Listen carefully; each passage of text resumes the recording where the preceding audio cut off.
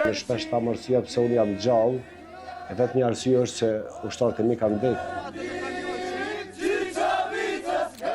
Komandant Shkupi, zëri një kohë që kërkonte liri, krenari dhe qëndres. Sepse liria nuk erdhi rastësisht. Ana ime tankon ka thonë, çka po bëjmë na, hajde të çomi gjithë shkojnë. Për vëllitit madh ndoshta, ngarkova shumë armatim, më shumë se që isha i përgatitën dhe me thonë shumë thjesht pa modestie, thamë se mas gjysore s'ka mujtë më me ecë. Muj me thonë 100% gjithë kanë qenë përgatitur për me vdekë.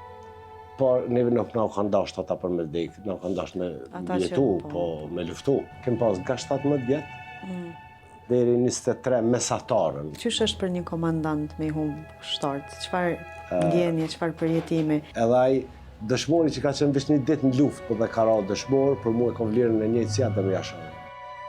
Abia ka qenë një prej jo prostat, muj me thonë shlish strategu më i madh ju që kas. Kur e kem marrë lajmin se s'kem dashur me besu, fillimisht komunësi tash t'ja lau jam në ABS, brigadës. Edhe shikoj një herë bësjeshi pak tha. Shumë mirë kish me qenë, tha po ABA e kalona në të kësaj brigade moti. Më ka treguar, tha, mu ka thonë kjo do të quhet Adem Jashari.